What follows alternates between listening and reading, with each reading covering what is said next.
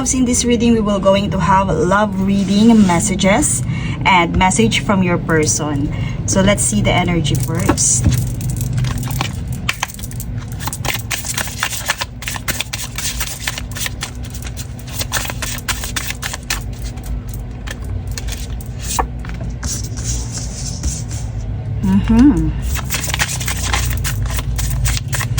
Memory, achievement, spirit. Competent, challenging. Okay.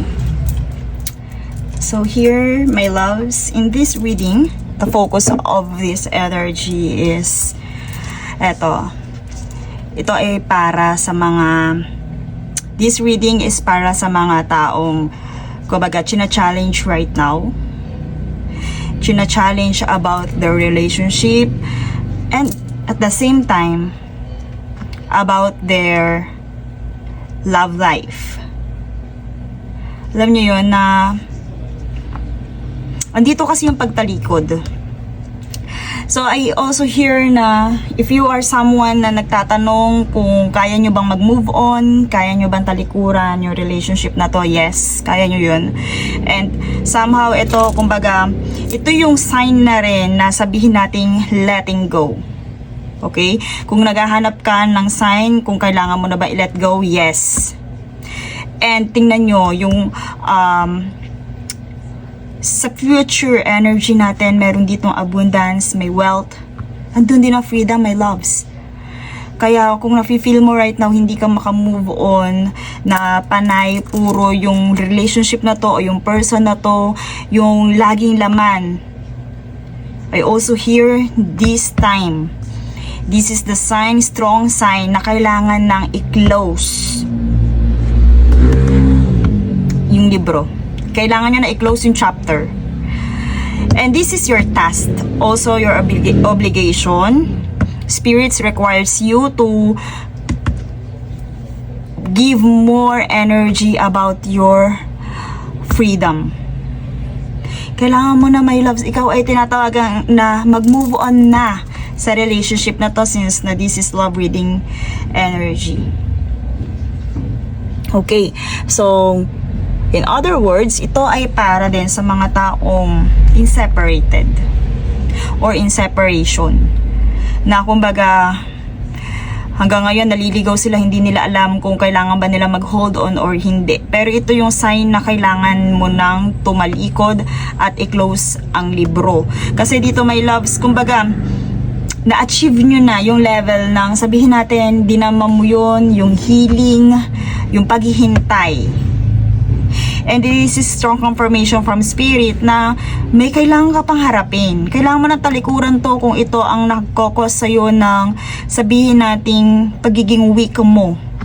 Kung ito yung parang kumbaga puro weakness, sadness na lang ang nararamdaman. Spirits also requires you and challenge you to think on the positive side. Dito, my loves, look. Kasi ito yung mga panahon na hindi mo kailangang maging nostalgic. Okay? Hindi mo kailangang makinig ng sad song. Hindi mo kailangang mag-radiate ng, sabihin natin, tapos ka na dun sa emotional begging state. Okay? So dito, my loves, pinagbigyan mo na yung sarili mo na hintayin siya. Pinagbigyan mo na yung sarili mo na i-feel what it feels. I-feel mo kung ano yung nararamdaman mo sa taong to. Pero my loves, this is a strong confirmation na hindi na dapat or kailangan ng putulin. This is a strong confirmation na hindi na kailangan or kailangan nang i-stop kung ano man yung mga nostalgic energy na yan. Kailangan nang i-stop yung i-close yung book for that chapter, ipahinga. I also hear dito meron ka talagang ma-achieve eh. Kumbaga, may ma-achieve ka talaga dito regarding this future energy. Kung makikita natin,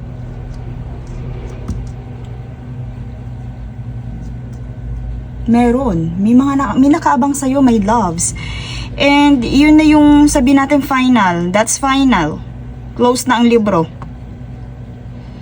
And this one, sabihin na natin na kahit na may nararamdaman ka about your love life, meron pa rin na nag-aabang sa iyong abundance. Isa lang paalala, my loves, na hindi mo kailangan right now na nakikinig ka dito, hindi mo kailangang mag-focus right now sa mga negative side, sa nostalgic side, sa mga sad song. Iwasan mo, my loves, na makinig doon. Kasi, kailangan mong meron kang kailangang task and challenges na kailangang harapin. So, kailangan mo ng talikuran itong memory na to with them. And once na nagawa mo yun, my loves, ang laki na nakaabang sa'yo. At kasama na doon yung freedom. Kailangan mo na pakawalan ng sarili mo, my loves. It is, kumbaga, sabihin natin, 3 months ka na nagtitiis, 3 months ka na naghihintay. I also hear that pinagbigyan mo na yung sarili mo eh. And this time, kailangan mo nang i-close yung chapter for another achievement, for another challenge. Okay? Let's see more confirmation about this energy. So, tama na, my loves. Isarado mo na ang libro. Okay? Talikuran mo na itong nagbibigay sa'yo ng nostalgic energy na to. Kasi, the more na nagiging indulge ka sa mga memories na meron ka with them, the more na hindi, alam mo yung burden, the more, sabihin natin, the more na nagiging drawn ka. Pero dito kasi, kailangan maging competent ka na ulit. Ibalik mo na yung dati mong spirit, my loves. Nakalimutan mo na kung sino ka. Ibalik mo na yung dating ikaw na achiever, or sabihin natin doon sa goal nakafocus. Kung itong sabihin natin yung love life na to is nag-cause sa'yo ng lots of weakness, talikuran mo na siya, my loves. And this time, kailangan mo na talagang palayain ang yung sarili with this freedom.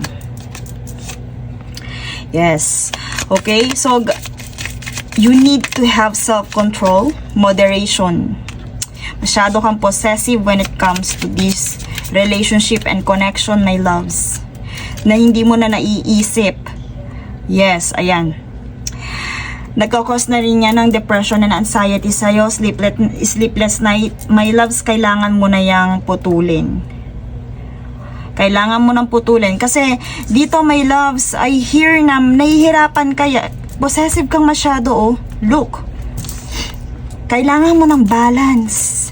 Hindi mo kailangan tumutok dito sa love life na to, lalo na kung nagbibigay yan ng masyadong, sabihin natin, paranoia. Bibigay na rin yan ng negativity sa'yo. Look, oh, tingnan nyo. If ever, ito ang challenge sa'yo eh. Kailangan mo nang bumitaw kasi masyado kang possessive. And kung hindi mo yun magagawa, my loves, patuloy kang guguluhin ng nostalgic energy na to. Patuloy kang, sabihin nating, mag-overthink about this connection. Pero my loves, kung malalagpasan mo to, napakaganda. Dahil ito yung future energy. Abundance, wealth, and also freedom. Kung if ever din, my loves, malinaw na kailangan mong focusan ngayon is career. Yung hard work mo, yung energy mo ay kailangan dun mo i-focus, hindi dito sa nawalang love life na to or yung in separation na love life na to, na connection na to. So my loves, let's see message from this person. Bakit hindi ka makabitaw-bitaw? Magnetic connection, my loves. There is very strong pull and intensity that draws you to this person. So, kagaya nga ng nandito, obviously, possessive ka with this 4 of Pentacles. Nakahawa kang masyado. But, kadalasan then, my loves, this is, sabihin natin, memories. Nandun ang memories eh. Kaya, yun yung sabihin natin, yung magnetic pull, yung strong pull. Pero, my loves, malino dito. Kagaya ng pag-close nito sa libro, i-close mo na. Kailangan mo na ng another chapter, kailangan mo na ng another story.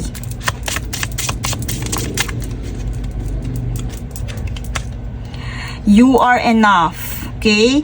The person you are meant to be with will love you the way you are. You don't need to change. My loves, kasi dito nakahawak ka pa rin, umaasa ka pa rin, pero malinaw dito, kung ikaw ay masyadong pinahihirapan ng energy, ng connection na to, maaari hindi siya para sa'yo. Maaari, my loves, na iba ang nakalaan para sa'yo. Kasi, kung siya, bakit dinadanas mo yung ganyang hardship? Bakit nagiging nagkakos na siya na anxiety sa'yo? Diba? You are enough para dun sa tamang tao. And meeting someone new, my loves. So, yun. Isa pa yun. Kaya, kailangan mo na i-close ang chapter with this person. Kasi, maaaring may nakaabang na paparating sa'yo. Kailangan mo ng talikuran to at sabihin natin, bitawan mo na. Huwag ka nang maging over-possessive. Nandyan, there are something new. Meeting someone new. Pwede din sabihin nating set a date. Pero kasi dito, my loves, kailangan mo nang tumalikod dito eh. Kaya hindi applicable dito yung balikan. Kung itinatanong mo, kasi kagaya ng sa unang natin reading, kung yung sign na pagbitaw, yes, kailangan mo nang bumitaw. Kailangan mo nang i-close ang libro.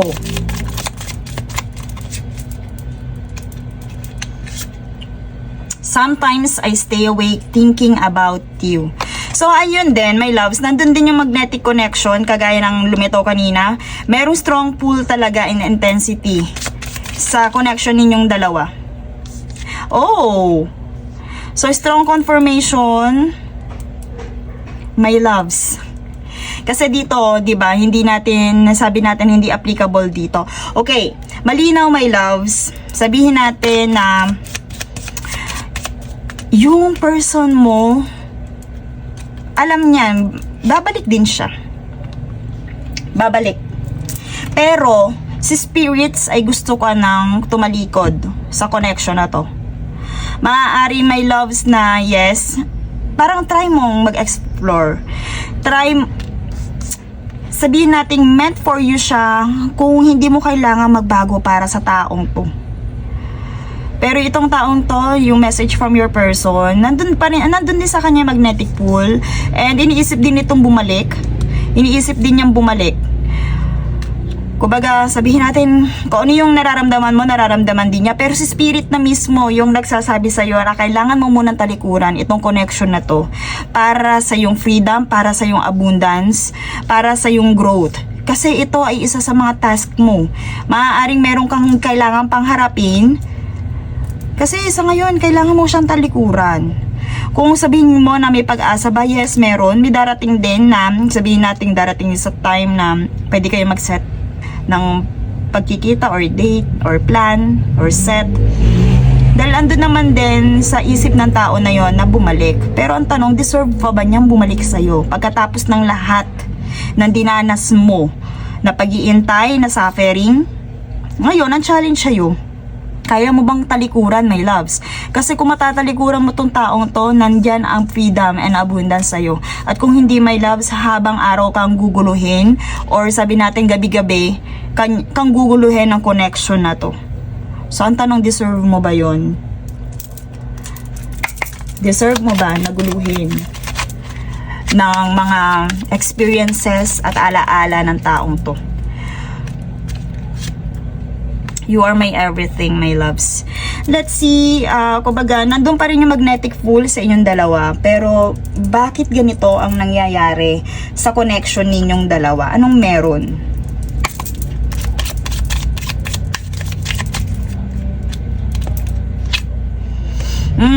Pay attention to red flags. Sa ngayon talaga, it's unhealthy.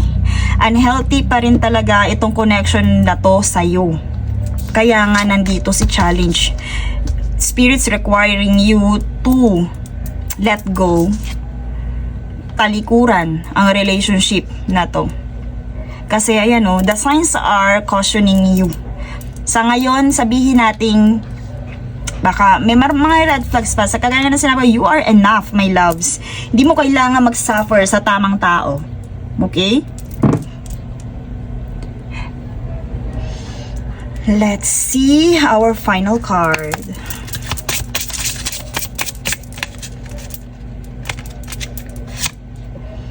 mission. My loves, meron kang dapat pangharapin. Kumbaga, sabihin natin kailangan mo talikuran yung relationship na to kasi meron kang it requires you, meron kang task na kailangan gawin. Pero dito, sabihin natin, sa mission kasi na to is together we are unstoppable. So yung connection na to din, masasabi nating may mission na individual, may mission na together. We have a purpose together and I am determined to live it out with you. We are just perfect together. We can overcome any obstacles if we work as a team. My loves, dito, tingnan nyo, parang kailangan mo dito ng discernment. Alam mo yun? Kasi si Spirits gusto niyang tumalikod dito sa chapter na to, sa memory na to, my loves. At maaaring itong sabihin natin, this is strong confirmation. Parang feeling mo na, alam mo yun, yung hirap na hirap kang maka-let go. Isang sign, my loves, na ito ay karmic. Ito ay karmic. Yung puro, alam mo yung puro suffering, my loves, yung nararamdaman mo, pero gustong-gusto mo yung taong to. And iniisip mo na kayong dalawa together, meron kayong, sabihin natin, pati din taong to, ganito iniisip na kaya nyong malagpasan. Pero my loves, and dito may red flags eh. So sa karmic, lumilitaw yun. And kung if ever talaga na kayo are meant to be, yung mission, kagaya na binanggit ko kanina, pwedeng individual yun. Kasi kung kayo, pagtatagpuin kayo at maisasagawa nyo talaga yung mission na to. Okay? Pero sa ngayon, may red flags, my loves. Kaya kailangan mo munang talikuran to at i-prioritize yung challenge, yung mga task mo, yung other responsibilities mo aside sa relationship na to. Okay? And that's all for this reading. Thank you so much and see you in my next one.